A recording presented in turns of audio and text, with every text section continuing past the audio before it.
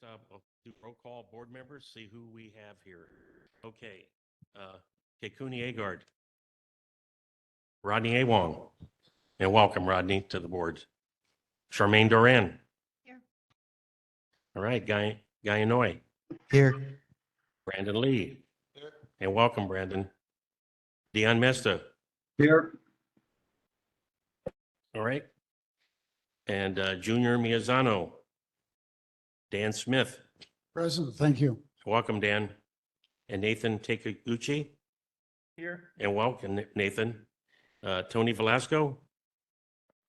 Here. Hey, Tony. And myself, Larry Verre. We have a full board of 11 members. Okay. Okay, and I'd also like to ask the board right now, there are a couple of things I'd like to add to the agenda that I came up last minute. One of them is, well, the first thing, before I get to that, I want to introduce a partner, Akiona. He's our new neighborhood assistant and a welcome partner. We appreciate your services that you provide. I'd like to ask the board, one of the things I failed to put on the agenda was rules for speaking. I'd like to add that underneath Item 5, Addition B, if there are no objections. Seeing no objections, okay. And then the last thing I want to do is under our board business, under election and executive officer, I did want to add one more, a very important item, a sergeant at arms timekeeper who we will appointment. And if there are no objections for that, we'll go ahead and have that on there. Okay. Okay, moving on to board business. The first thing that the NCO requires us to do, we have to elect our new executive officers.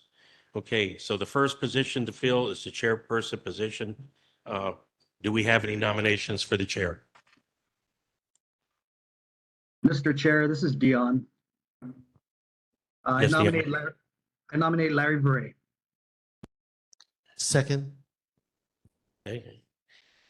All right, got a nomination for me. Is there anybody else?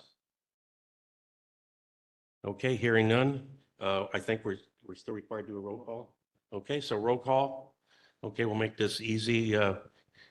Kekuni? Rodney? Charmaine? Aye. Guy? Aye. Brendan? Aye. Dion? Aye. Junior? Dan? Nathan? Tony? And Aye. myself. Okay, unanimous. Okay, moving on. I'd like to ask for nominations for the vice chair position. Mr. Chair, this is Dion. I nominate Charmaine Duran. Okay, do I have a second? Second. Second. Okay. And is there any other nominations for vice chair? Okay, hearing none. Nominations are closed for vice chair. Roll call vote. Kekuni? Rodney? Charmaine? Charmaine? I couldn't hear. I think you're muted. Aye. Okay, there you go. Guy? Brendan? Dion? Aye. Junior? Dan? Nathan? Tony? Aye. And myself, aye. Unanimous.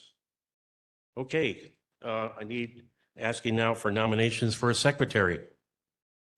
Mr. Chair, this is Tony. I nominate Dion Mesta. Yes, Okay, Secretary. we have Dion Mesta's nomination. Do Again. we have a motion? Second.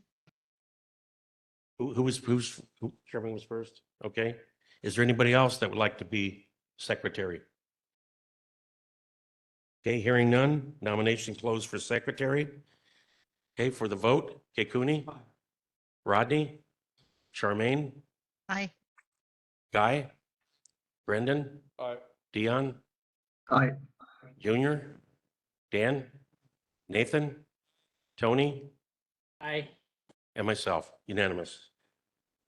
Okay, the last executive position is for treasurer. Do I have nomination for treasurer?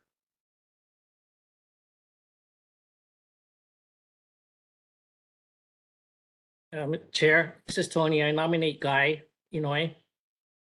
Okay, we're nominations for Guy Inouye. Do I have a second? Second. Charmaine seconded, okay. Are there any other nominations for treasurer? Okay, nominations closed. Okay, call for the vote. Okay, Cooney? Rodney? Charmaine? Aye. Guy? Brendan? Dion? Aye. Junior? Dan? Nathan? Tony? Aye. And myself, unanimous. Okay, and then the last thing I'd ask to put on in the elections here was a sergeant at arms timekeeper, which is so important. So we really try to keep our meetings effective in time. So I'd like to make an appointment for this position, if that's okay, for sergeant at arms. Roll call, right? I'd like to nominate Kay Cooney, since she did an absolute outstanding job last term. And Kay Cooney, will you accept that? Okay. All right. All right. So for that appointment, I need still to make a roll call vote. Okay, Cooney? Okay, Rodney? Charmaine? Aye. Guy? Brendan? Dion? Aye. Junior? Dan? Nathan? Tony? Aye. And myself. Unanimous. Okay, great. We got through that quickly. Okay, now we're on public safety reports, the Honolulu Fire Department. You're welcome. Good evening, board members. My name is Anthony Gaspar from the Waiau Fire Station. I got the stats for June. We had 2 structure fires, 1 wildland or brush fire, 5 nuisance fires, and 4 activated alarms with no fire. We had 127 medical emergencies, 7 motor vehicle crashes, 3 mountain rescues, and 1 hazardous material incident. Fire safety tip for the month is grilling safety. Keep these tips in mind as you enjoy summer events and activities with your family and friends. Always use barbecue grills outside, away from doors, windows, and vents, and other building openings. Place the grill well away from the siding and deck railings, Okay. out from under eaves and overhanging branches according to the manufacturer's instructions. Keep children and pets at least 3 feet away from cooking areas, and keep starter fluid, lighters, and matches out of children's reach. Cook with caution. Be alert and stay at the grill while cooking.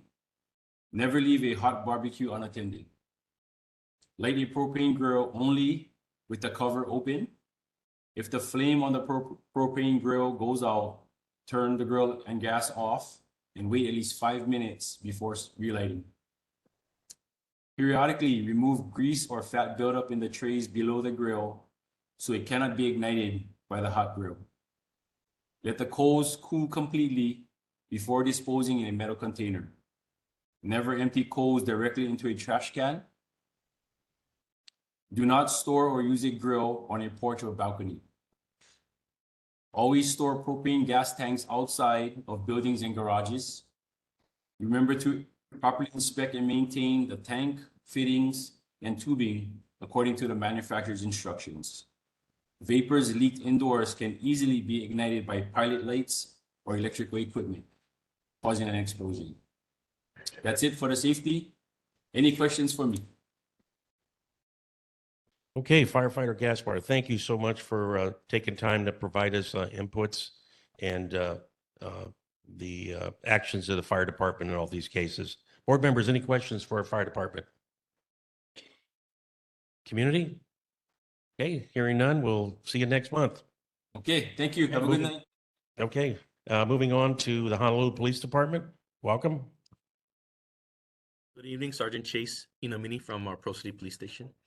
And our stats for the previous month, we had 10 motor vehicle thefts, 5 burglaries, 31 thefts, and 13 UMVs or vehicle break-ins.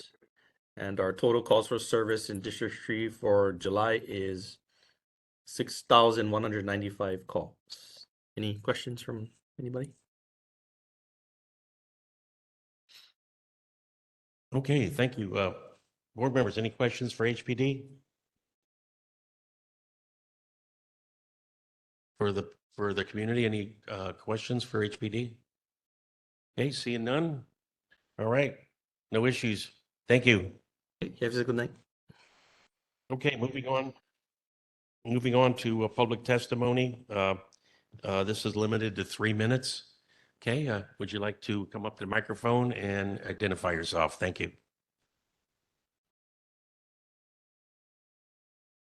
Aloha, I'm Susan Gorman Chang. I'm representing Trinity United Methodist Church over here in Pearl City.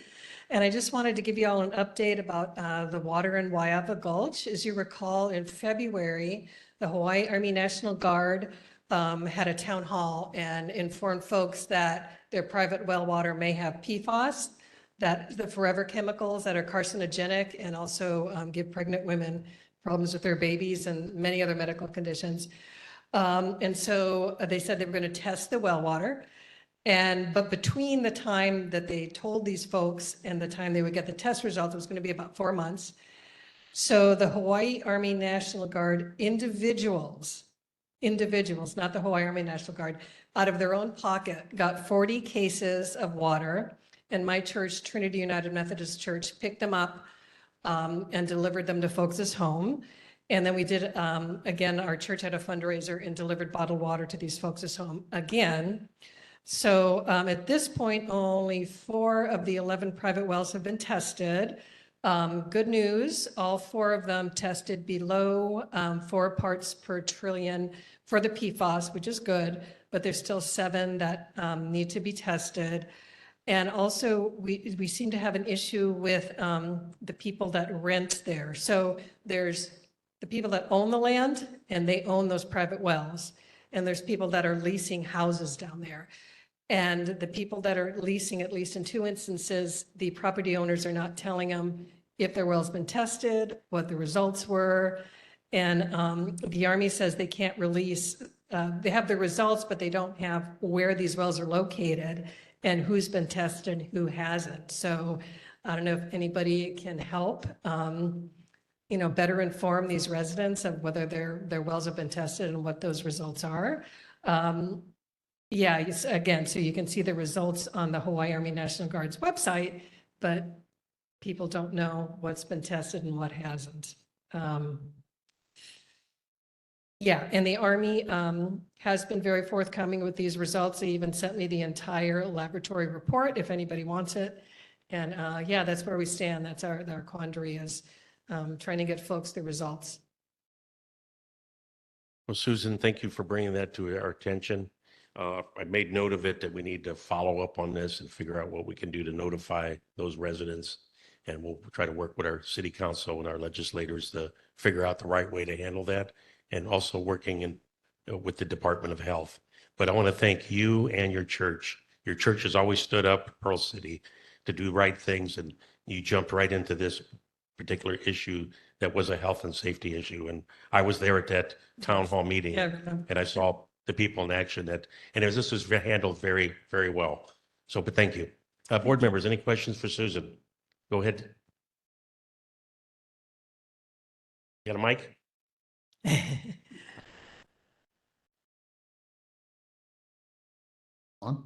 Yeah. These wells, I don't think it's on. I can't. Give me your mic. Who drinks from the wells is the question? yeah. The people that lease houses on that property. So there's about 50 homes down there, Waiava Road. It's near Leeward Community College. It's also, it's north and south of the freeway. Yeah. I don't believe so, no. I believe it's all Waiava. I'm actually not sure. I shouldn't say that. I'm not sure. I asked the Hawaii Army National Guard.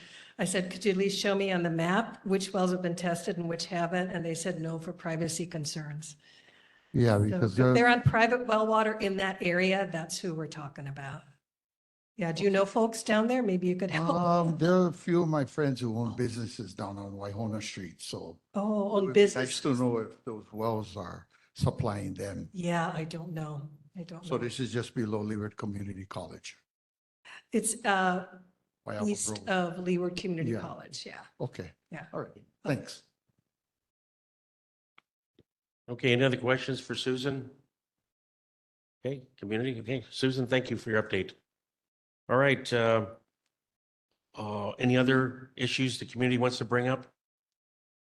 There's one item I want to bring up. I have put it on the agenda. There were several comments that were made on the Nextdoor website. A lot of residents are concerned about the new crosswalk by the Pearl Highland Station. So I just want to put that on record, and there'll be maybe other discussions later on this. Any other testimony? Seeing none, we'll move on. Okay, continue on with board business.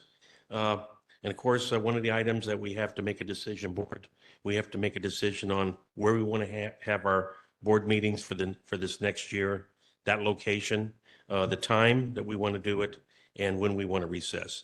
And right now, I recommend that we continue on with Momilani. This is a nice open air environment, and with an alternate location of Wild District Park, and continue with our meetings at 7 o'clock and recess in June and December. Can I get a motion to approve those? So moved. You have a second? Okay, all in favor, raise your hand.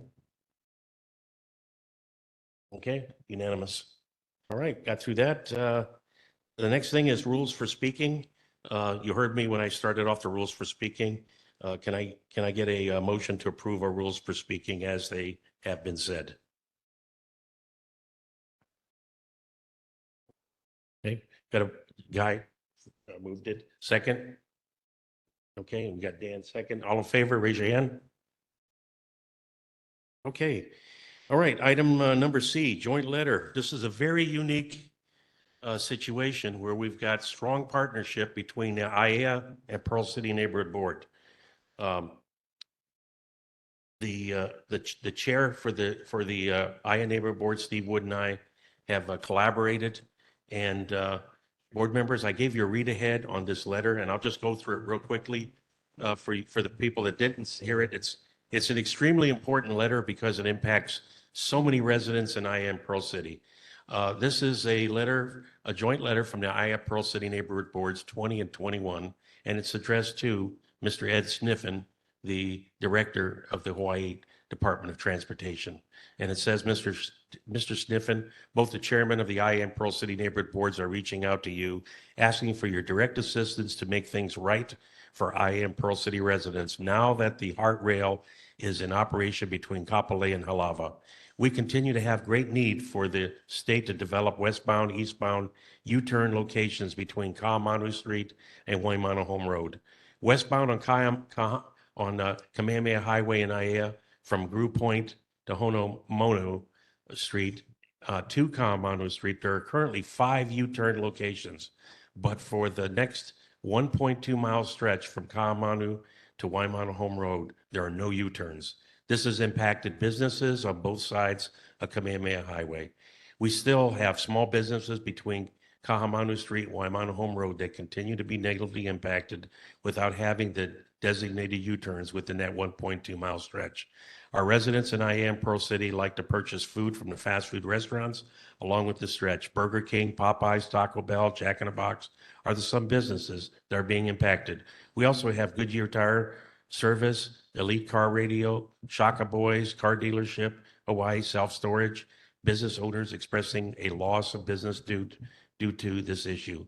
Our residents must drive a total of 2.4 extra miles to purchase their fast food and to visit these businesses when residents must when an approved U-turn at Kalahumua Place, Kuleana Place, or the Heko Power Plant entrance would resolve this issue.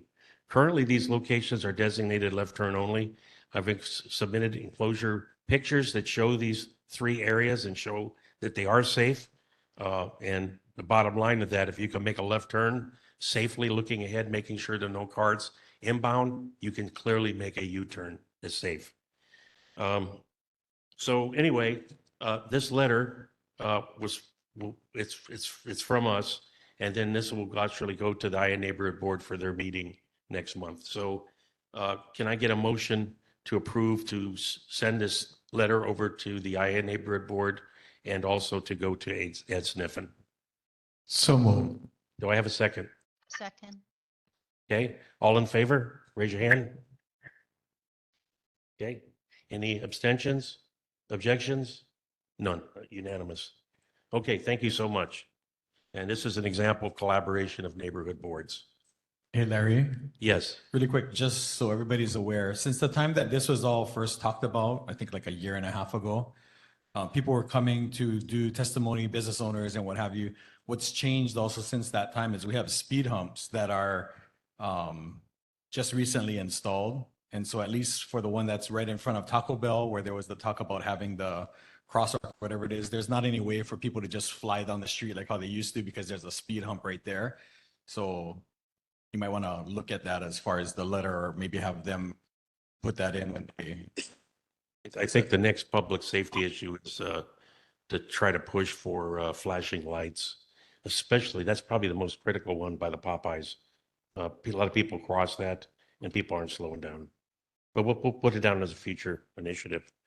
Okay, the next thing I got is a letter from the Pearl City High School Homecoming Parade. And basically what it is board, I gave you a read ahead on that, is for you to give approval for this letter to go out to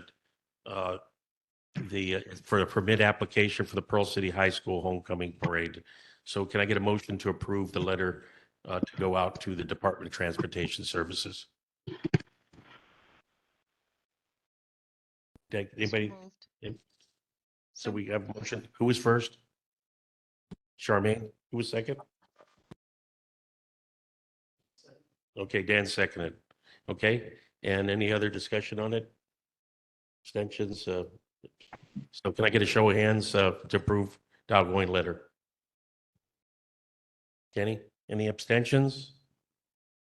Okay, and any objections? Seeing none, all approved, everybody approved. Okay, and then we have another follow-up letter because we're being proactive.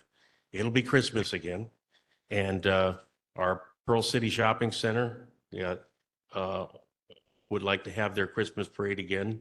And this will go to the Department of Transportation Services also so they can apply for their permit. And that will be on December 3rd, lining up at 2 p.m. So can I get a motion to approve that letter? So moved. Okay, Guy, and also with okay, can I get a show of hands for approval? Okay, thank you all. Looks like unanimous. Okay. Yes.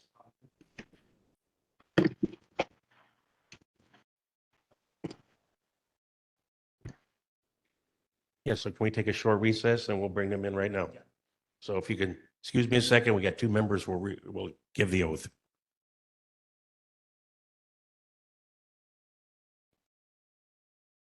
Okay, members, for those of you who just joined us and were not able to complete the oath of office, I'm going to share it on the screen. And then I'm just going to have you guys repeat after me. So if you could unmute, that'd be great. Okay. I solemnly swear that I will faithfully support I solemnly swear that I will faithfully support the Constitution and laws of the United States of America, the Constitution and laws of the United States of United America, States of America, the Constitution and laws of the state of Hawaii, the Constitution and laws of the state of Hawaii, State of Hawaii, the charter and laws of the city and county of Honolulu, the charter and laws of the city and county of Honolulu, and the provisions of the neighborhood plan, and the provisions of the neighborhood plan, plan, and will conscientiously and impartially discharge my duties and will consciously and impartially discharge my duties duties to the best of my ability as a member of the neighborhood board to which I have been elected. to the best of my ability, To my as a member of the neighborhood board to which I have been elected. which have Okay, been thank you. elected.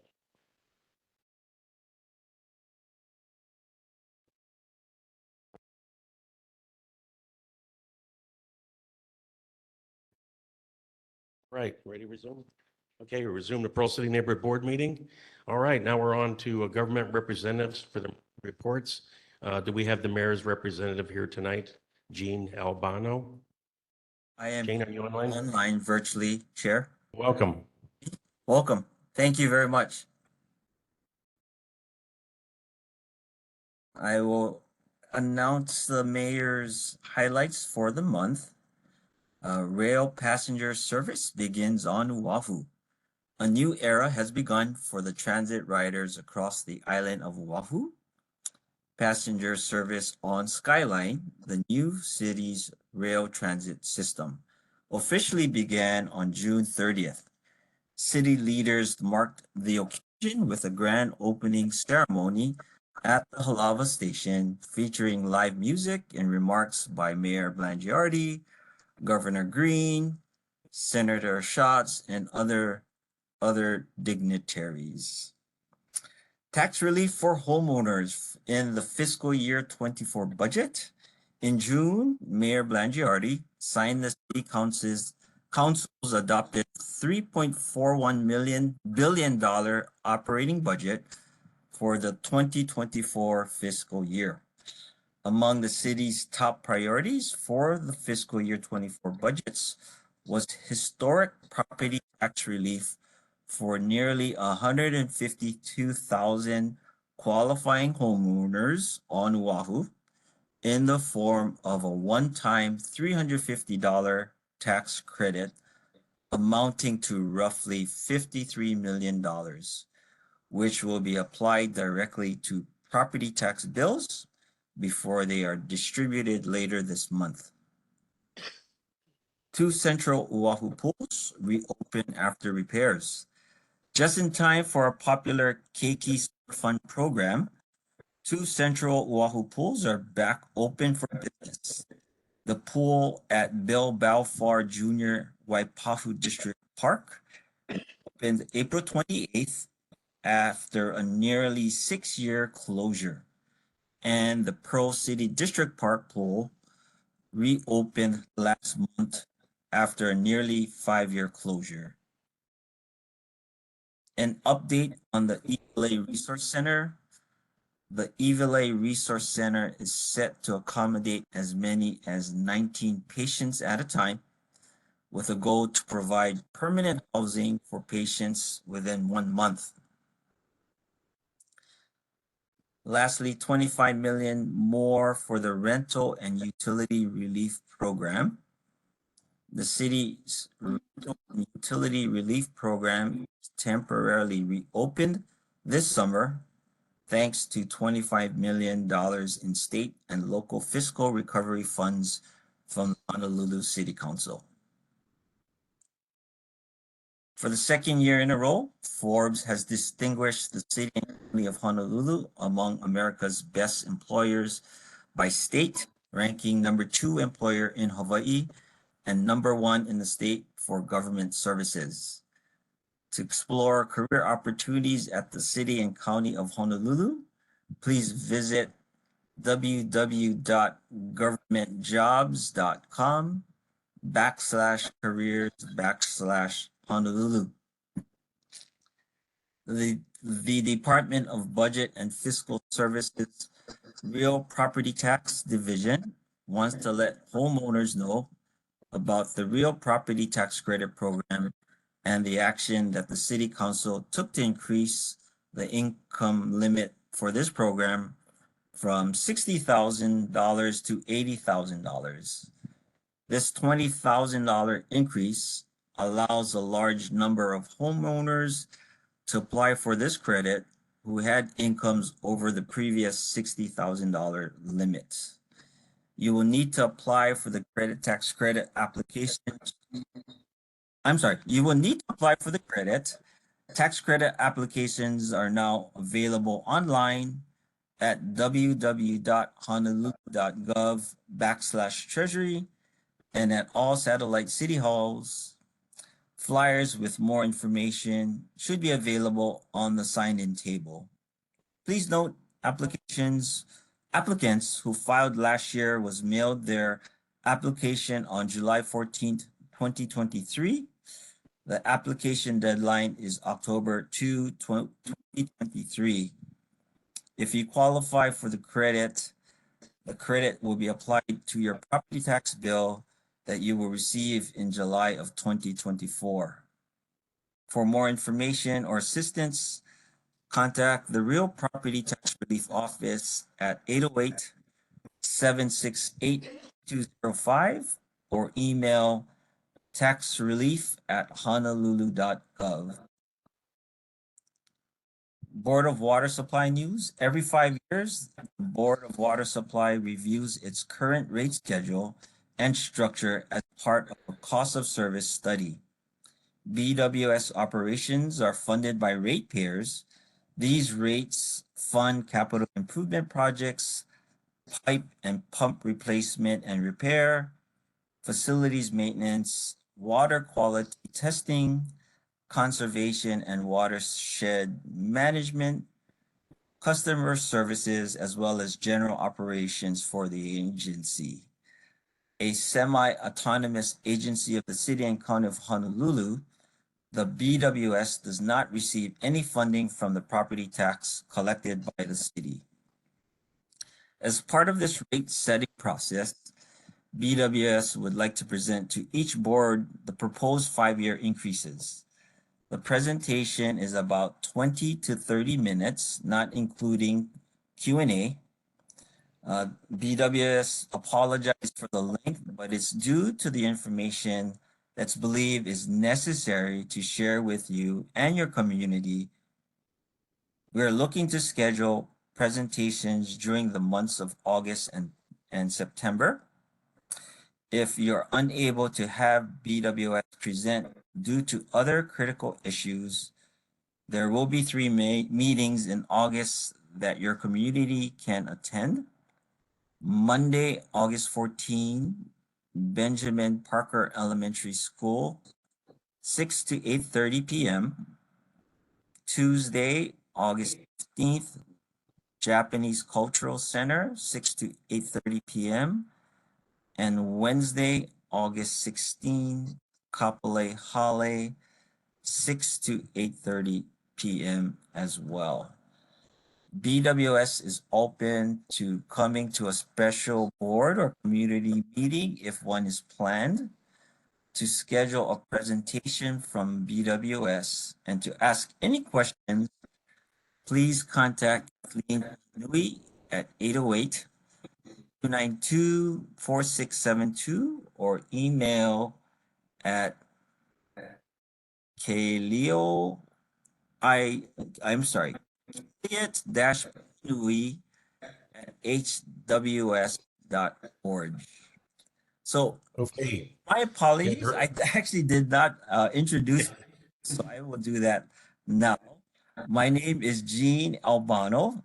I have been recently appointed as the Director and Chief Engineer Designate for the Department of Facility Maintenance.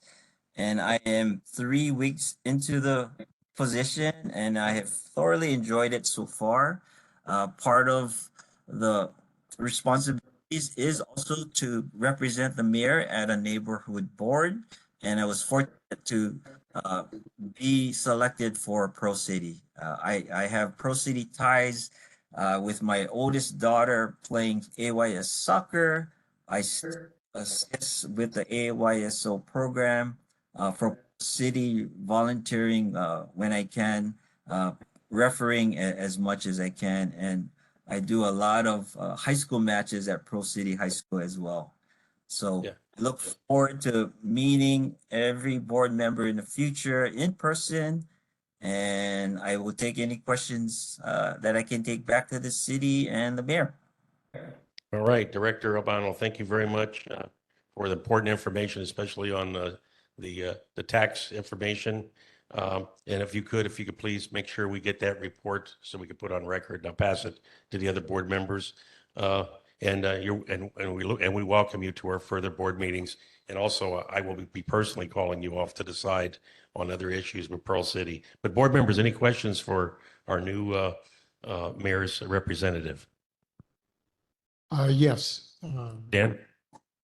Um, I, I appreciate the pool, Pearl City pool opening, but the hours are not conducive to people who work 9 to 5 jobs. I think you could have a little creativity in scheduling. I would certainly give up one day a week to have some time in the evening or on the weekends. Thank you. I will take that with, I believe that's Park and Recreation, to see if we could offer some flexibility for after traditional work hour usage.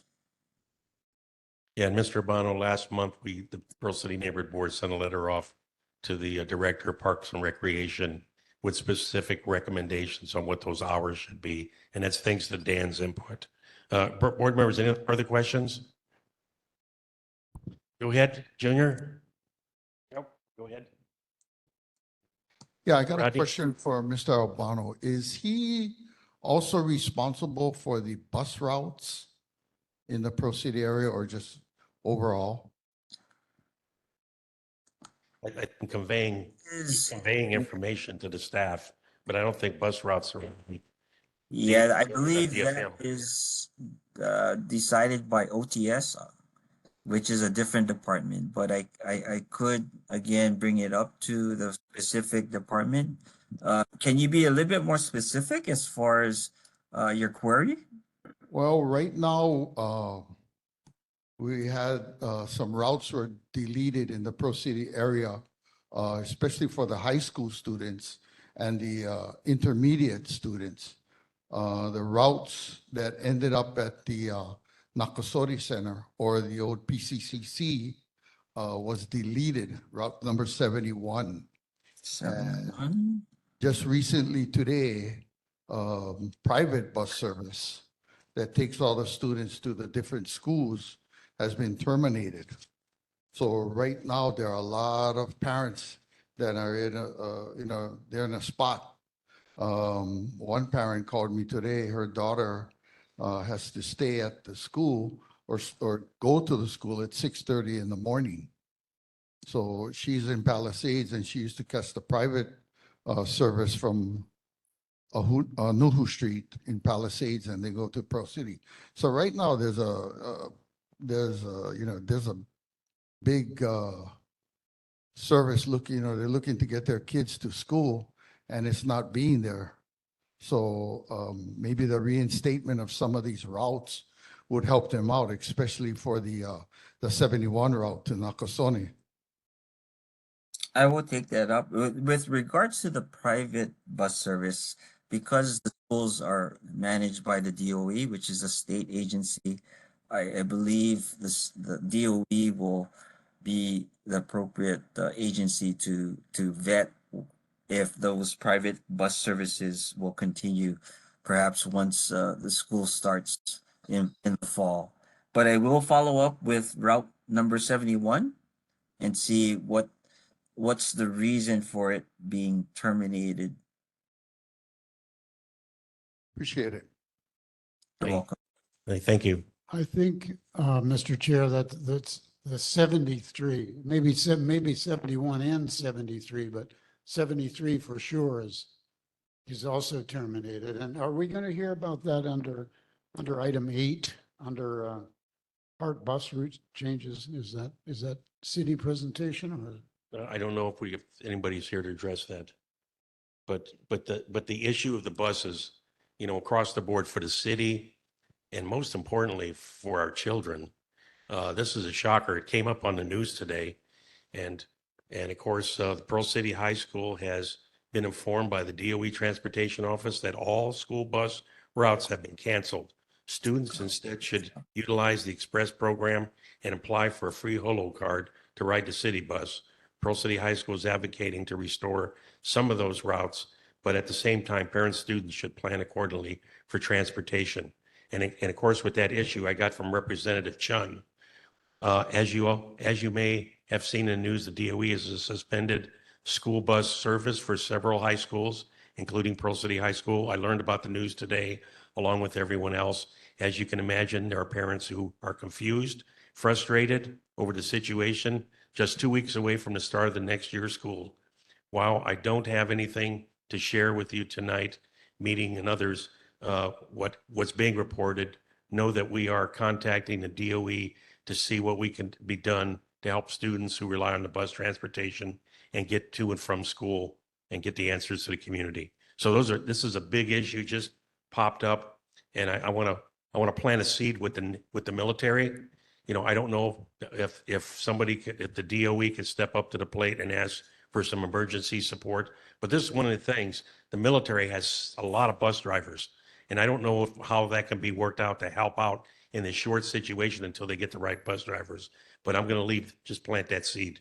Other than that, thank you, Director. Appreciate it. Community, any questions for the Director? Board members online, any questions? Okay, hearing none, move on. Thank you, sir, and welcome. We look Thank forward to you you. next Thank meeting. you very much, everyone. Good evening. Okay, moving on to Councilmember Val Okimoto. Of course, those of you, if you don't know, there's a big event over Mililani tonight. They're having a safety and security event. The chief of police will be there to talk about crime and safety issues, and that's where Val is tonight, which her priorities are right on. But we do have her representative. So our representatives, are you online? Yes, hi, can you hear me? Okay. Quickly before you start, I just want to remind all speakers in this section that your time is limited to 3 minutes. So when you're done with the 3 minutes, kindly wrap it up. The question and answer period is totally fine, but 3 minutes. All right, thank you. Good evening. Can you hear me? Okay, got you. We hear you. Excellent. Thank you for having me. Thank you, Chair. Thank you, members. Apologize. This is my first, briefing session. And bear with me. I was having a little technical difficulties. That's why I don't have a video currently. The director has covered a lot of what we're going to cover here, but in June 8th, the Pearl City grand reopening of the pool came about. We also did a legislative update here. We had two bills that passed. Bill 37, that was the bill that raised the real property tax baseline from 60,000 to 80,000. I think the director spoke about that. It's going to help offset some of the property taxes paid to the city and county due to rising home and land prices. Bill 40, a bill that raises homeowners and the Kapuna exemptions by $20,000. So homeowners now have an exemption of $120,000, while the Kapuna have an exemption of $160,000. There's two current bills that are currently that we're hearing in the council here. Bill 39 aims to grant a real property tax exemption to the residents near a recently established landfill facility, as well as Bill 42, I'm sorry, seeks to establish a fair and impartial system for evaluating real property value by implementing a cap on assessed value. Last Tuesday, July 18th, we had a rental relief program over at the library that ran from noon to 6. We had 109 attendants. 79 have currently completed their application for rental relief. Saturday, we would invite everyone out. We're partnering with Lehu Elementary as well as HPD and Achieve Zero. We're going to do a cleanup at Lehu Elementary School from 7:30 in the morning until probably 9:30 or 10. We also have one last update here. We had in May, we asked them to do a study on the speeding along the Ahumaku Street. That survey came back. They did decide that there was speeding right where the Amoki and Anapana streets are. And they will be implementing some speed slowing devices there. They're with the installation of delineators around the corners of each intersection. So if you have any questions, I'd be happy to answer them or potentially answer them. Okay, board members, any questions? Carmen, go ahead. Thank you for your report. Did you want to speak on the charter amendment regarding neighborhood boards and the CIP? I'm happy to, if you'd like to email me, I'm happy to get you an official answer. Yeah, my Maybe email, next time. my email is aaron.wilson@honolulu.gov. Maybe just next time you could include what the status is, since that directly impacts neighborhood boards. No problem. We'll do that. Thank you. Thank you, Charmaine. Any other comments from board members, questions? Yes, I'd like to recognize the Councilwoman for getting on the bus issue. She's already on it on the discontinuation of the 73. So Mhm. thank I think Jamie Scheidel is working on that issue for you. Okay, all right, good. That's yeah, good feedback there. Okay, other than that, things for a council member representative.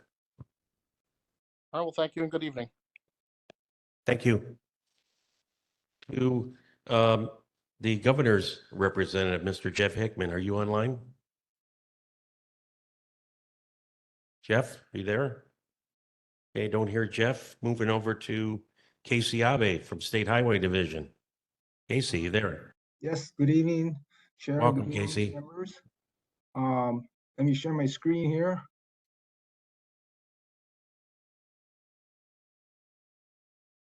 Okay, folks can see my screen here.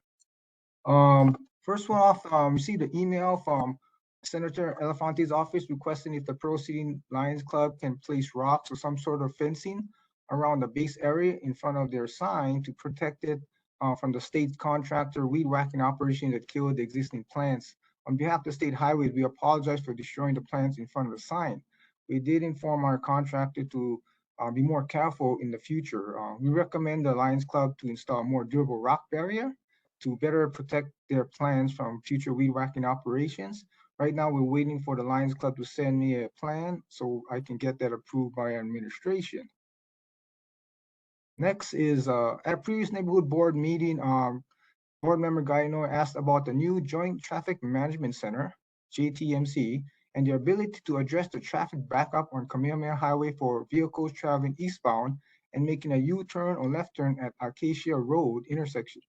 Can the JTMC use their cameras and sensors to monitor traffic and immediately change the traffic signal timing to address the traffic backup in real time? Oh, first of all, currently there are 6 agencies that are housed at the JTMC. These are the 6 agencies. There are 4 primary functions of the JTMC. Day-to-day operations, coordinating and response to traffic accidents, information dissemination, and also traffic information dissemination to the public. Now, the JTMC has the capability to adjust signal timing for non-reoccurring congestions, but for normal reoccurring congestions, the signals run on a fixed timing period. The city is aware of the traffic issues on Kamehameha Highway at the Acacia Road intersection. Talking to Mr. Tai Fukumitsu, who oversees the traffic signal timing program, he mentioned that the traffic volume was beyond the capacity of the intersection and the timing cannot be adjusted any further. We were told that there's a HART project on the books to make improvements to Koala Street that will provide a left turn from Kamehameha Highway, which may relieve traffic at Acacia Road. We are working with Johnny Reed to confirm if there is a HART project to improve the Koala Street intersection.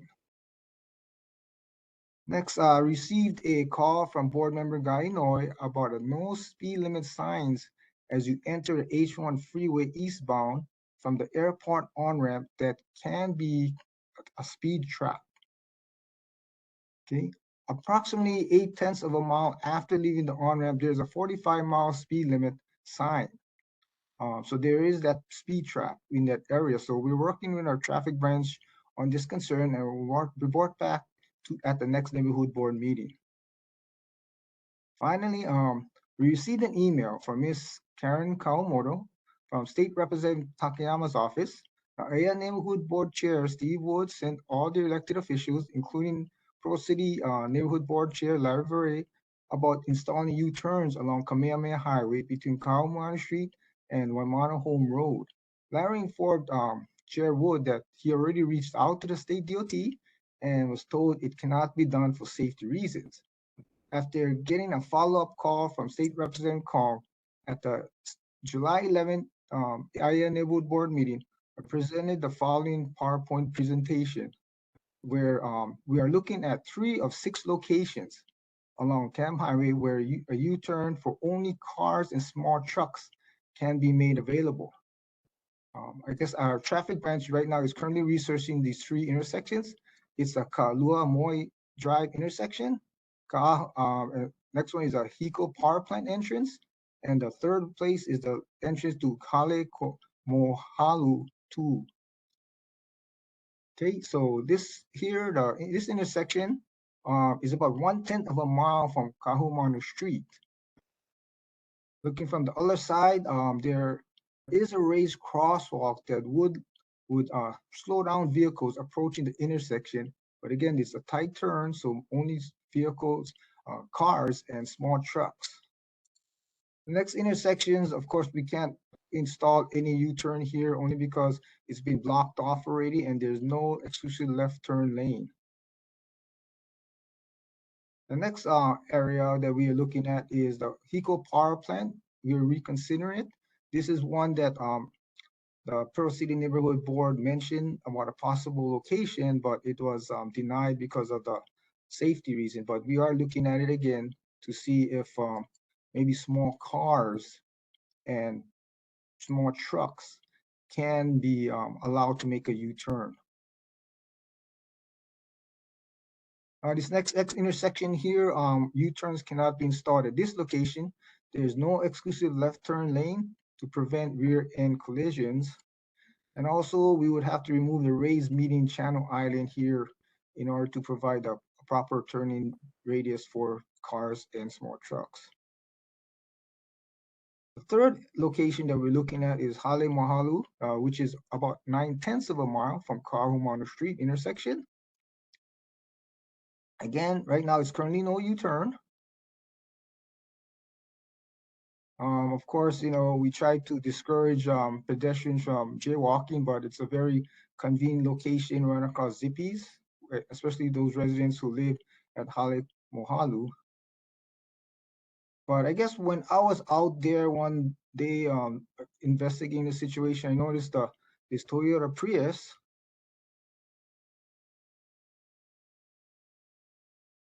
was able to make this U-turn. And this is what I sent the pictures to our traffic branch to consider this actual situation where a vehicle did make an illegal U-turn. And then this next intersection here, again, U-turn couldn't be installed because there's no exclusive left turn lane to prevent rear end collisions. There's no raised island, but again, you know, we want to not avoid intersections with no exclusive left turn lane. And that concludes my presentation. Okay, Casey, thank you very much for that follow-up. And we'll have more discussion on this with Steve Woods and I. I think there's a compromise situation in here. I see it ahead. But thank you so much. Board members, any questions for Casey? Okay, go ahead. Thanks, Casey. My question is tonight, is there a possibility of reintroducing Kuleana exit on the Cam Highway intersection? When the rail was made, this thing was blocked off. So pretty much, even though you can make a right turn going everbound on Kamehameha Highway, you cannot go across like before. And I think one time it was said that the line of sight was a little bit bad, so they could not do it anymore. But, you know, this is pretty much the only, the other exit for the folks over there in Waiau is on Kahumanu. And during the traffic time, it's rugged to get out there, you know, to even go make a right turn and go down Kahumanu and then proceed, you know, left onto going eastbound on Kamehameha Highway. So is there a possibility that they could reintroduce this Kuleana to exit and go across Cam Highway. Reason why I'm asking is because it looks like the same approach that Hawaiian Electric is taking when they come out of their station and cross Cam Highway going Everbound. I would have to work with our traffic branch on this one here. Because that is, you know, you crossing Kamehameha Highway on that, that's 3 lanes you're crossing. Yeah, well, so is Hawaiian Electric when they come out of their station.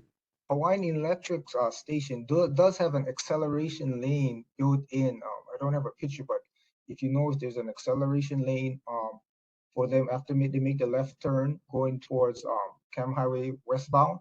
They can shelter or they can drive their truck or vehicle into the acceleration lane, wait for an opening before they accelerate and go onto the Cam Highway 3 through lanes. That's why Okay, we'll go ahead and take this offline. I'll set you up with Casey so we can continue discussion on it. Thank you, Rodney. Casey, thank you. Any other questions for Casey? Go Yes, ahead, Dan. briefly, maybe next time give us a very brief update on the Pearl Harbor Trail. right path? The bridges, right? Yes, okay. I'll get you an update for that. Any other board members, any other questions? Something. Yep, Junior? It's not for the roads. That's right. Get that on the other. Here, you can use mine. Anyway, okay. You know anything about the dive companies outside of Ala Moana, Choi and Chum, other side of surf spots? Because my son, he bodyboards out at Kaiser's almost every day, and you see them throwing chum out the water for attract fish, and I guess sharks. A lot of these shark sightings. So, are they doing it legally, or can they get moved away from the surfers or something? Because that's This is not where too good. again? Where is this you're talking about? It's outside of outside of Kaiser's. outside of Kaiser. Bowls, like outside of the yacht harbor, like Bowls and Kaiser's, rock piles. Oh, okay. Outside of the Hilton, we had the helicopter before, if you can remember way back then. I guess I don't remember that area, but maybe you can email me the information, then I can refer to the Department of Land and Natural Resources, who normally takes care of those areas. Normally, Yeah, it's right outside of the Hilton Hawaiian. Yeah. Straight up. Yeah. Yeah, talk to you Junior, later after that. I'll get you in contact with the LNR rep. Yeah. But that is an important issue. Thank you. All right, board members, any other questions? Hearing none. Community, anything? For HDOT? Okay. Casey, thank you very much, and we'll see you next month. All right, thank you. Okay, moving forward. Senator Glenn Wakai. He could not make it. Is his representative here? Okay, hearing none, and we have Senator Brandon Elefante. Welcome, sir.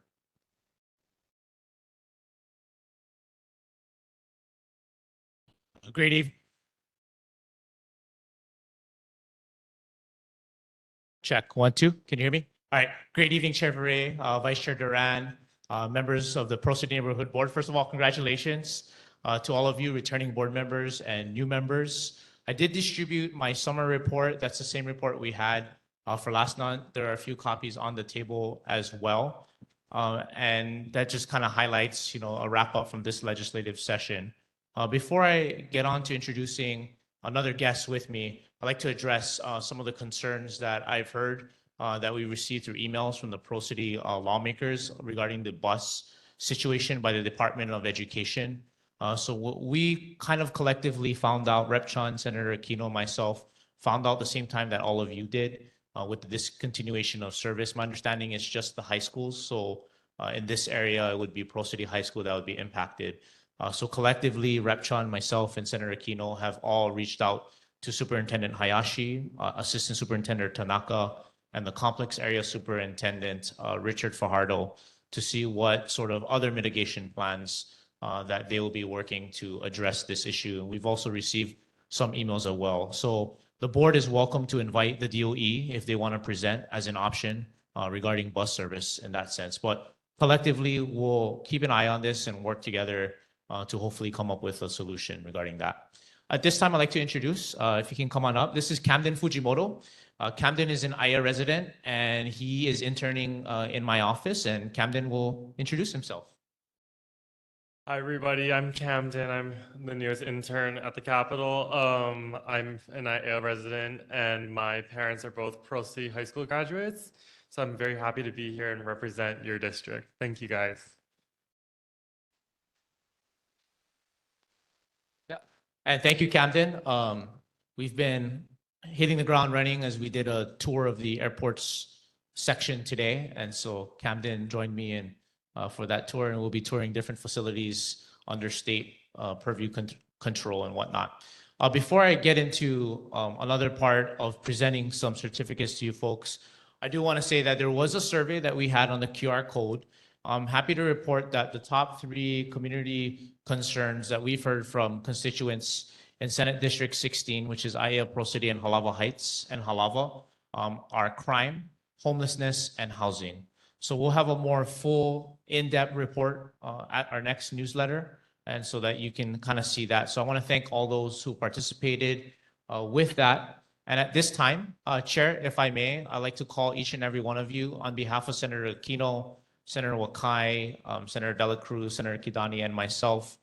We have certificates. They are signed by Senator Aquino and myself to present to all the board members. So if you're welcome to come up, and if you want to just stay up, and then we'll take one group photo if that's okay with you, Chair. But happy to take any questions now if there are any questions. Any questions for the senator before we present the awards? Go ahead, Dan. Yes, I think it would be helpful if a DOE rep came to these meetings. It could be, yeah, supervisor. Yeah, so we'll pass that along, and then the formal request can come from the chair of the Pro City Board so that you can have it as an agenda. Well, that's a good suggestion, Board Member Smith. Any questions from the community for a senator? Okay, hearing none, let's do the Okay, presentations. I'm just gonna call you up in alpha order by your last name. If we can hold our applause until all come up, we have Kikuni Agard, Board Member Agard. Board Member Awang Jr. Board Member Guy Inoue.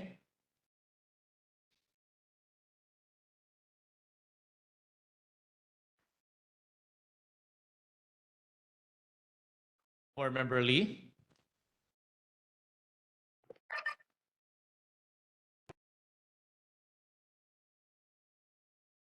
Board Member Miyazono.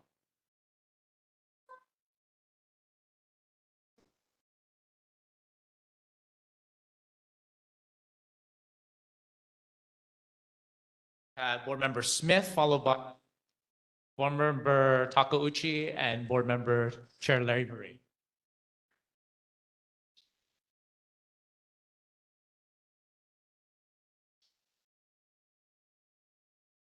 And then I would be remiss, online, we do have your certificates for you. That's Mr. Secretary Mesta, Vice Chair Duran, and Board Member Velasco. So we'll make sure we'll get those certificates to you. How about a big hand for all the board members for Pro City?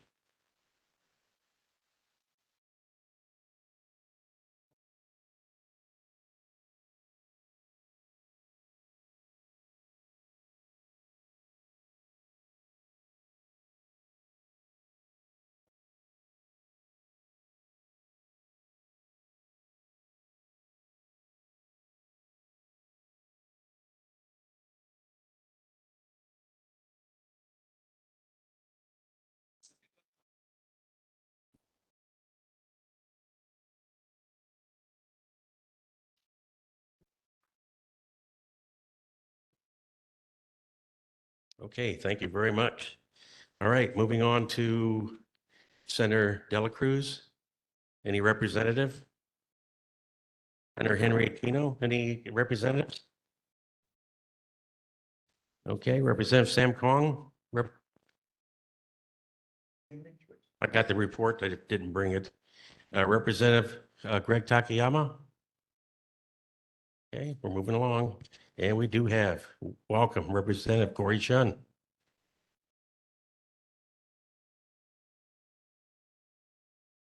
And thank you for that email today. Good evening, Chair Beret. Congratulations, everyone. So I just wanted to, sorry I was late. I was actually at the Mililani Town Hall on crime just to check it out because, Mililani and my Palm Pro City, we share a lot of the same issues. So I was running over there. So I just passed out my report.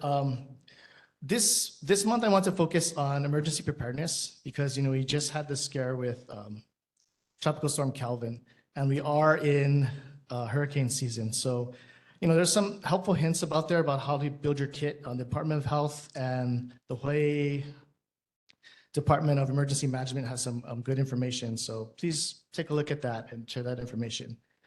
I do also want to let you know, I did reach out and connected with Susan. I do believe some of the properties in Waiava are owned by Kamehameha Schools. So I'm going to try to connect her and see if we can figure out which of those lessees are on Kamehameha Schools property. Maybe we can, connect them with the Hawaii National Guard and make sure that, whatever information on the water is tested and safe to drink. And I also wanted to present certificates, although I don't have certificates for everybody. I just have for the newly elected members. Not to say I don't appreciate service on the board and all you folks. All right, first, any questions for Yeah, Representative Chun? any questions? Yeah, any? Anybody online? Okay, hearing none. Community? All right, let's do the certificates. So first I have Board Member Takeuchi.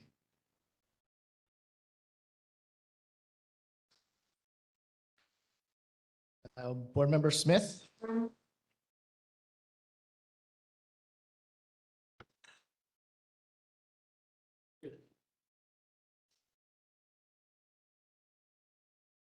Board Member Lee. Maybe we can do it now.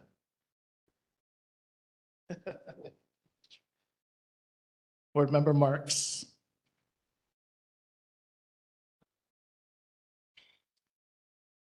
And I have one for Board Member Anderson, but I'll get that to her later. And just to know, this is on behalf of the House, so it's myself, also Representative Takayama, Kong, and Lachika. Okay. Mahalo. All right, thank you very much.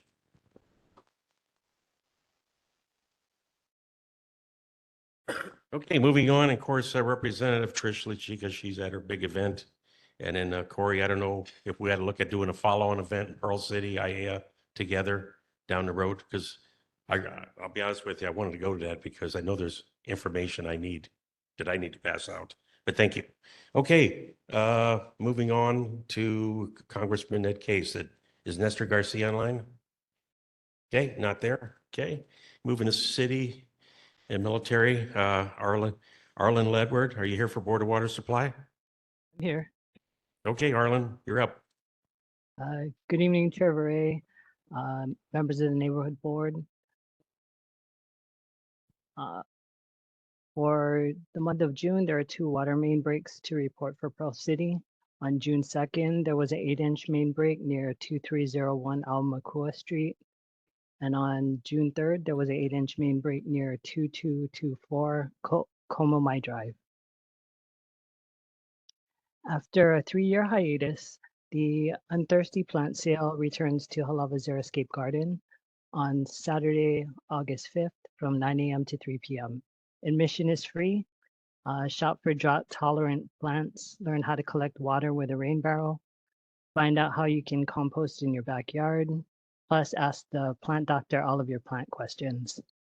Event street parking is available along Eva Ena Street and Eva Street, as well as at the city maintenance parking lot at 99-1077 Eva Ena Street.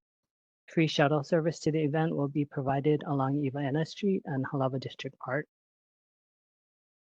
And that's the end of my report. I'll take any questions. Hey, Arlen, thank you very much. Glad to hear no main big water breaks. Board members, any questions for BWS? Go ahead.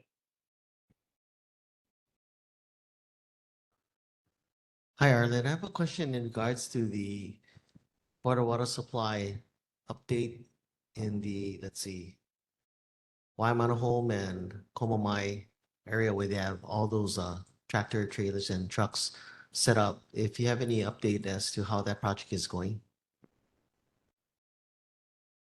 I don't have a current update, but the one I sent you email last month, I can get an update to that for you. Okay, yeah, thank you very much because it's a pretty substantial update for the Pro City area. Thank you. Mhm. Okay, thank you. Okay, any questions for BWS from the community? Go One more, ahead. Larry. Oh, Susan? Yeah, I just wanted to thank Arlen and pretty much thank the boys at the Board of Water Supply because they do a bang up job out there, you know, getting all our pipes running and getting them fixed so that we have the good old water over there. So just tell them a big mahalo. They're the unsung heroes of this place. All right, thank you, Susan. Hi, Susan Gorman Chang. Yes, I agree. The Board of Water Supply is our hero. I do have a question. Since the Board of Water has to do a lot of exploratory wells because we're probably going to lose, Halava Shaft and Red Hill, are they going to ask the Navy to reimburse them for those costs?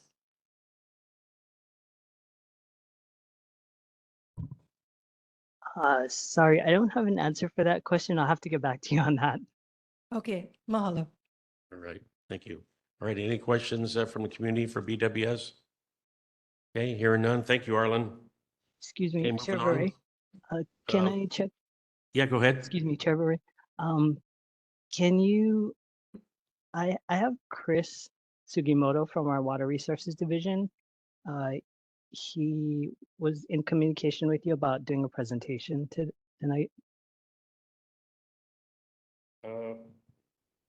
I don't have him on my schedule for a presentation tonight, and I don't know if I made a mistake and did get that. If I could push it in the next month. Okay. And please contact me, send me another email. I Okay, lost track of thank that you. one, and I apologize. Okay, moving on to Pearl City Public Library, Vicky Bowie. Vicky? Okay, Vicky couldn't make it, but Kelsey Poa from the Friends of the Pearl City Library, she asked me to make an announcement that the book fair is scheduled for Sunday, August 13th from 9 a.m. to 12 p.m. No, Vicky's on. Vicky, Sorry, I'm sorry. my my computer kind of froze a bit. Okay, so I'm just gonna mention a few items. First off, we are gonna be closed on August 18 in observance of Statehood Day. That's a Friday, and we have a lot of different programs this month. So I'm not gonna go over everything. So I'm just gonna highlight a couple of them. One is that we're gonna do on August 3rd, 10 a.m. a Kapuna Aikido Safe Falling program. So this is an important program for our Kapuna, so they can learn how to avoid serious injuries and even death. And I want to, like Chairman Vere mentioned, the Friends of Pearl City Library is having their book fair on August 13th at 9 o'clock. That's a Sunday. And finally, I wanted to mention that we are going to start doing story time. We do it every Thursday so it's going to start on the 17th. That's every Thursday. And we do it at 9:15 a.m. But we're also going to start offering it a second time on Sunday mornings now. Same time, 9:15 a.m. So if you can't make our Thursday story time, we'll have the Sunday one as well. And we have a lot of other programs. So if you're interested in learning more, you can come to the library to pick up one of our program flyers or go to their website, which is www.librarieshawaii.org. And that's my report. All right, thank you, Vicky. Board members, any questions for Vicky? Okay, seeing none. Community? None? Vicky, thank you so much. Okay, moving on to our military officials, Joint Base Pearl Harbor ICM. We've got Mr. Victor Flint and Mr. David Duna Hodge. Good evening, everybody. Thanks for the chance and the opportunity to speak. I appreciate it, Chair Vere. Big news this last over the last month, we had a big spill exercise on the 13th of July, thousands of hours, thousands of people involved. It's basically a training exercise that planned for the worst case scenario as we get closer to the actual defueling. It was a great exercise. We had good partnership with the EPA, the DOH, and all the regulators that were there to observe not only the emergency management aspect of it, but actual deployment of the booms and the oil control booms out into the water over at Halava Stream. Big success. We're really, really happy with that. The Joint Task Force, of course, announced this month that they're going to drain those surge tanks, 480,000 gallons of surge tanks. The draining operation continues through this week. I think the 28th was the original deadline goal. As of last week, there was 83,000 gallons left of the 480, so that'll be cleaned up over the next couple of years. These surge tanks aren't any part of the Red Hill. They're part of the overall plan, I guess, but the surge tanks themselves rely on pumps rather than the gravity feed of, so we're going to get that and get it out of the way ahead of time. The biggest news, though, I wanted to make sure everybody was aware of is Thursday night at Aliamanu. I believe it's at 5 o'clock. I'll have to, 5 to 7 p.m. at Aliamanu Middle School. There's a community initiative representation initiative that's starting up. It's open to the public. It's going to be crowded, though, but it will be streamed. And once I get the stream link, I'll pass it to you, Chair Varay, so we can share it with everybody. The initiative is a direct response to the audience, or the communities rather, for better representation to everyone, to DON, to EPA, DOH, and everyone in the future plan as we get closer to that actual defueling, which is on track now for October of this year. Barring any questions. Okay, Duna, thank you for those important updates. Board members, any questions? Community, any questions? Susan, no questions? Okay. All right, Duna, thank you for great input. Okay, moving on to Mr. Victor Flint. And thank Hello, you for board. cleaning up that bike trail. Yeah, man. Victor Flint, Public Works. We dodged another bullet, folks, with Tropical Storm Calvin. Navy participates with our emergency responders with city and the state on emergency response dealing with tropical storms and hurricanes. We continue to pray for the best, but prep for the worst. Also, July 25th, Modern Wahine, Hawaii is going to be filming at Joint Base, and they're going to be highlighting the 50th anniversary of Women in Naval Aviation. Check it out on KHON TV2. That's all we have. Are there any questions for Duna or myself? Thank you, Victor. Board members, any questions for the Navy? Online? Okay, community, any question? Okay, gentlemen, thank you very much. Okay, moving on to the Hawaii National Guard. Jeff Hickman wasn't here earlier. Jeff, are you online? Okay, no updates from them. Leeward Community College Chancellor Penaloza, are you there? Okay, I think he wasn't going to make it. Okay, and then Johnny Reid is usually sitting in the audience here. I do not see him. So move on. Ray, I'm Oh, online. good. Okay, online. Okay, good. Yeah, I was trying to use all of my multitasking abilities. I would try to stay on my computer at work so I can get more done. My apologies for not coming out in person. Hi, everyone. Johnny Reid from Heart's Public Involvement Team. Wanted to go through some quick updates. As DFM Director mentioned earlier, the first operating segment from East Kapolei to the Aloha Stadium Station has been open to the public. Was open on Friday, June 30th. HART is a city agency tasked with construction of the Honolulu Rail Transit Project, and DTS, City Department of Transportation Services, is the agency with the city managing the day-to-day operations and maintenance of the skyline. Best way to stay up to date with HART construction updates is HART's project website, honolulutransit.org, our project hotline, 808-566-2299.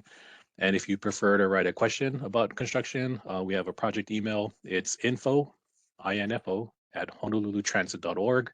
And we also have a website with a way to view our weekly e-blast if you haven't subscribed to that. For general questions about Skyline and for day-to-day operations, questions about rider fares, integration of the bus and the Skyline, and for general transit information, would have to refer you to the DTS website. It's www.honolulu.gov/Skyline. They also have their customer service phone number. It's 808-848-5555. And they also have a project email. It's skyline@honolulu.gov. So just want to give options out there for those looking for HART's construction information versus the Skyline day-to-day operations and maintenance. Wanted to quickly cover some of the information. I know a representative from DOT, Mr. Casey Abe, referenced some work at Koala Street. So as mentioned a couple of times in the last year or so with HART and that area, there's a couple different phases of work. The first was a temporary condition where we installed an at-grade pedestrian crossing. I remember that came up a couple of times in my updates throughout 2022.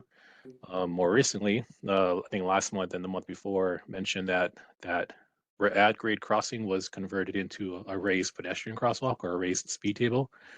That's been completed. It was done before the June 30th opening date.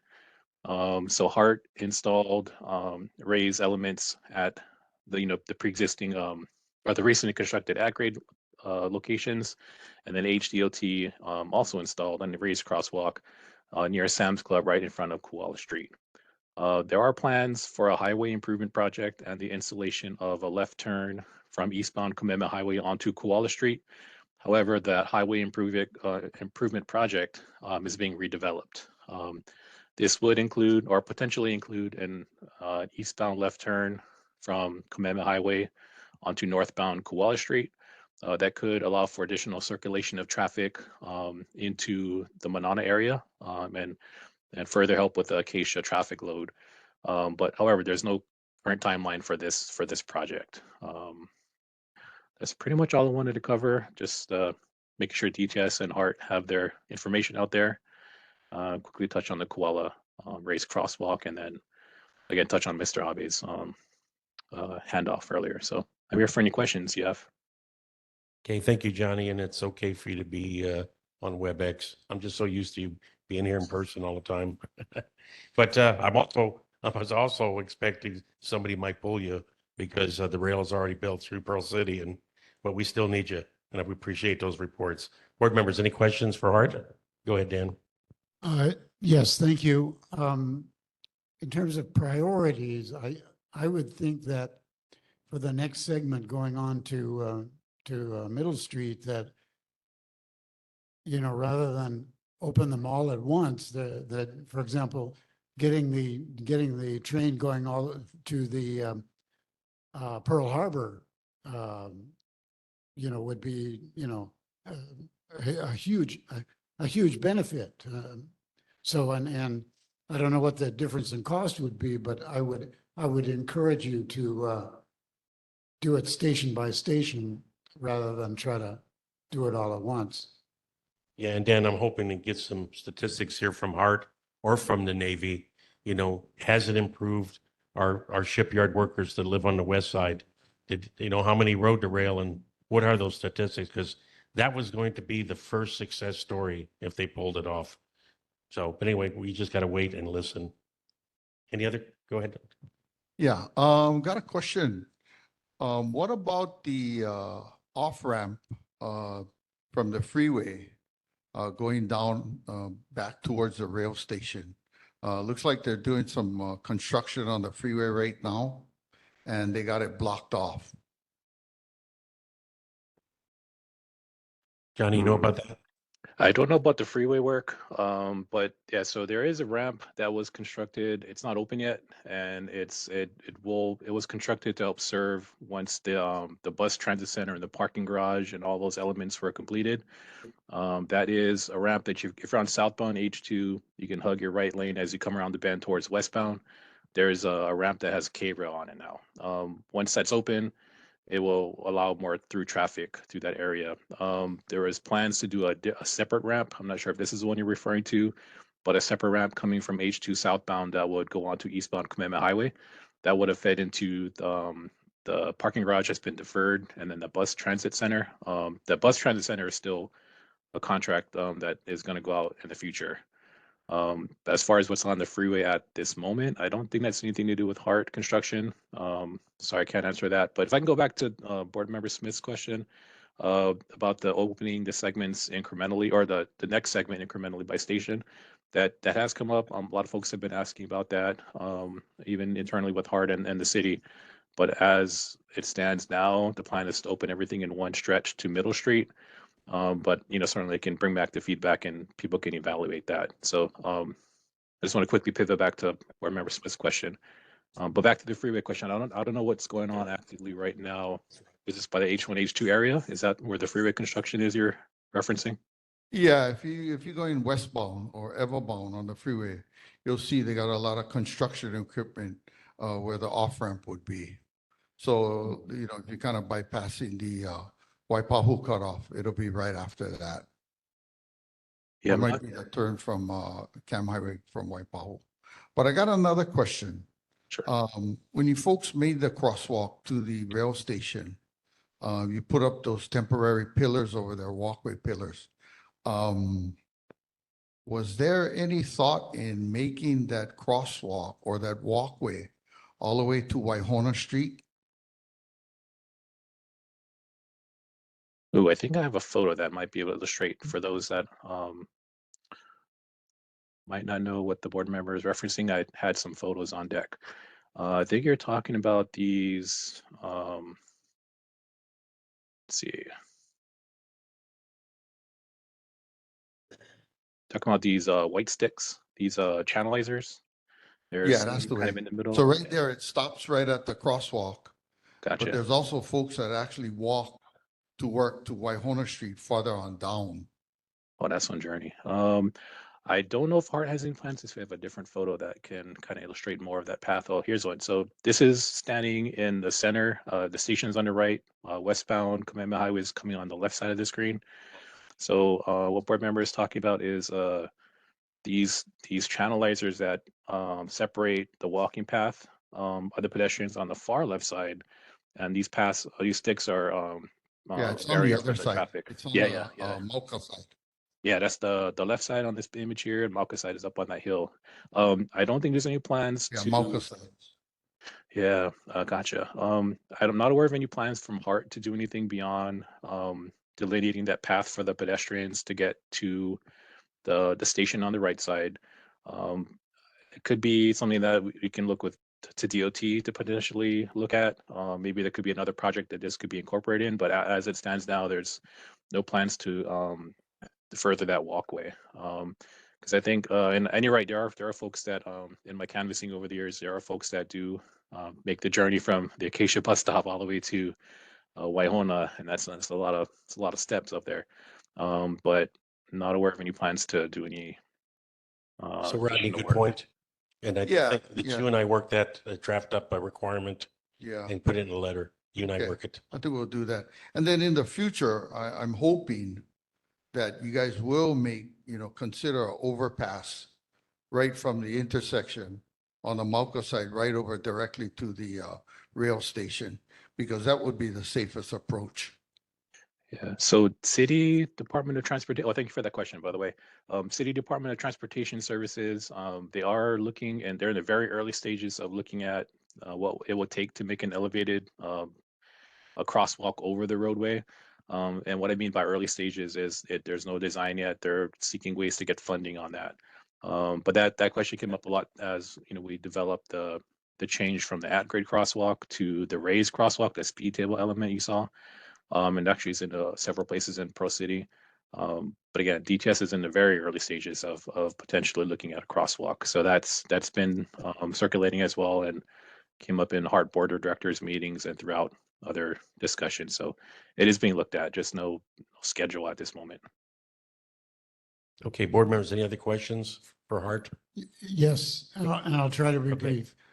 I would think that off-ramp, southbound off-ramp for H2 to the station, even if it's not for the parking garage, but would be very good for bus service, making it and attractive to take the bus in Mililani. So I think that would be, I would encourage that as a high priority also. Yeah, Dan, we still need to push that too. Yeah. Okay, any other questions? Board members? Community? Hearing none? Okay. Johnny, thank you so much, and we'll be in touch with you. Okay, thank you. Okay, moving on to community association reports. I don't believe we have any right now. Presentations, we do have one that was scheduled. Mr. Jay Agusa. Jay, are you online? He is online, but I'm here also from the Department of Transportation Services. And my who name are is you? Irene Padal. All right, Irene, great. You got 10 minutes or less to give us the quick and dirty on the changes for the bus. Oh boy. Okay, before I forget, Charmaine Pooney says hi. He works with us, so and as far as the bus, so everybody got the news about the DOE and taking school buses off, and we're working on that back at the office to see how we can help. I did make a note of the concerns that were brought up earlier in the meeting when DFM had the floor. So we'll take that back to the office to talk with our administration. As far as the new bus routes that we've had since rail opening, we have all these timetables out at the libraries and satellite city halls. There have been no changes to the 53, 54, and the 90, the three on the left. But as you guys know by now, we do have several new circulator routes, the 531, the 532, 533, and 535 that go out into the community and bring people to the rail station. So if I can share my screen, I can just go over the routes with you. Yeah, go ahead. Thank you. How's open system? Okay. Can you guys see the screen? My screen? Yes, we have your name clearly. Oh, no, I'm trying to show a picture of our presentation. And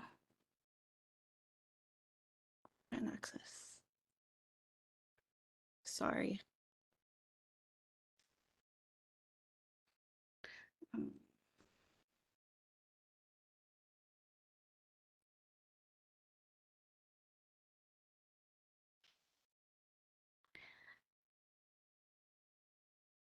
Shoot.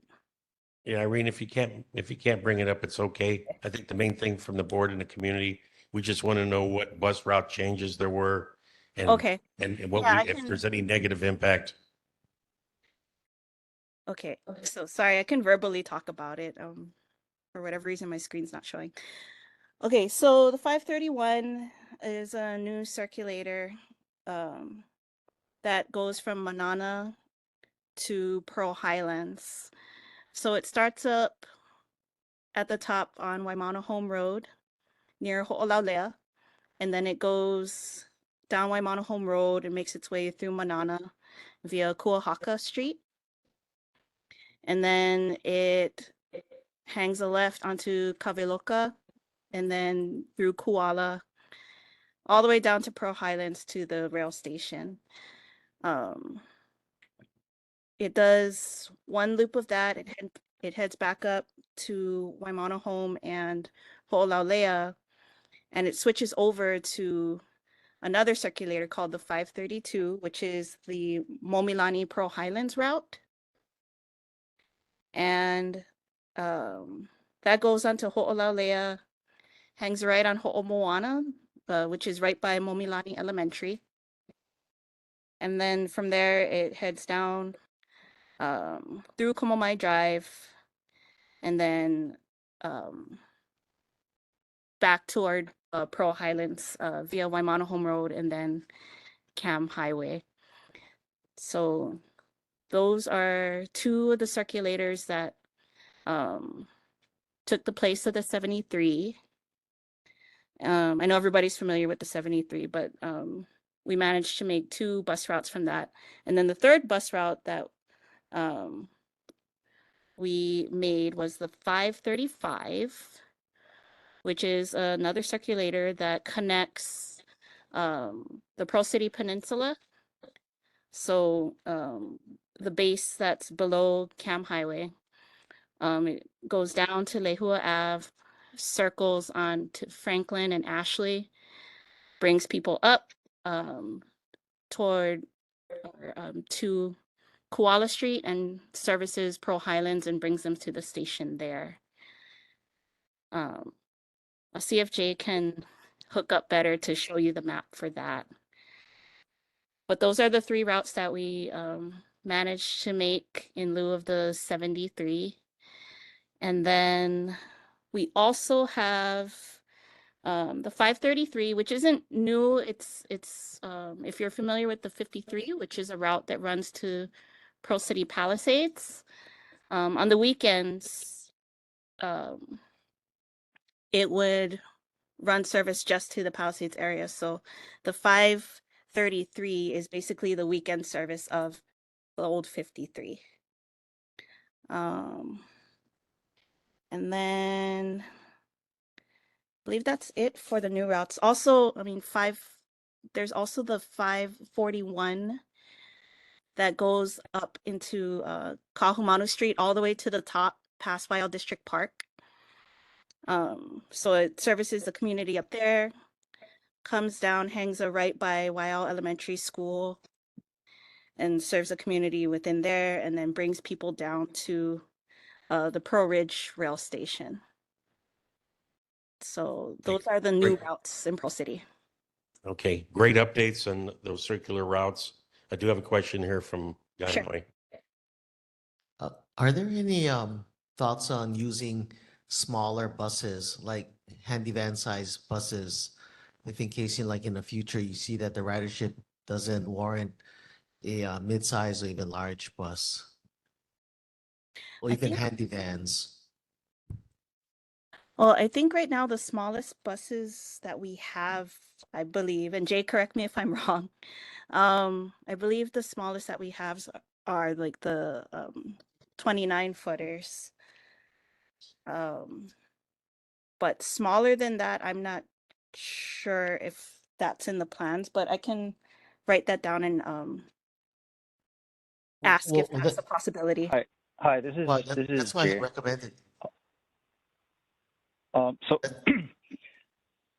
So yes, Irene is correct. The smallest buses that we have are 29 footers. As far as using handy van vehicles, we're not actually able to use those due to Wahoo Transit Services collective bargaining agreement.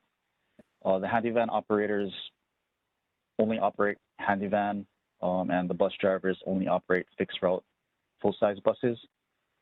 So that was actually something that we wanted to do, but yeah, it just wasn't possible. Right. Well, this is for the future, in terms of retrofitting those type of vehicles so that it can be used.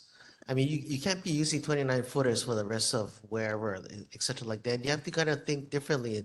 And what I mean by that is that remember when you had the ride share and these other smaller vans like that? I worked as a judiciary and I used to see these small little vans come in like that and a whole bunch of people get out, et cetera, like that.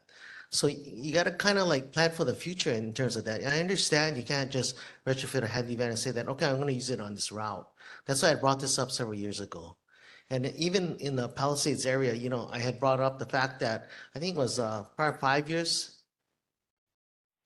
before, even more than that, when we first met at Mililani, that we were promised that we had better routes in Palisades, and then you realize that there are 5,000 homes up there, right? And it just goes around the perimeter. Well, so what about right down the middle, Auhuhu Street, and where I happen to live? And also, I see that there are large school buses that do pickups, etc., like that, and the ridership on those are like maybe a couple kids, so forth, like that, and kind of wondering. I always scratch my head about that kind of stuff. So just trying to think differently and on the go forward. Okay, we'll do. I do like your idea, for the record. Hey, Okay, thank you got for it. bringing. Larry, at least say something. Okay, go ahead. Who's got the question? Go ahead. Yeah, hi. So with the situation with the DOE now, is there a possibility that you folks might introduce the 73 route solely for going up to the Nakasone Center? Um, I cannot say for sure because we just found out the same news you guys did at the same time. We found out today. So we got to regroup back with our department's administration to figure out how we can move forward from here, how we can help out.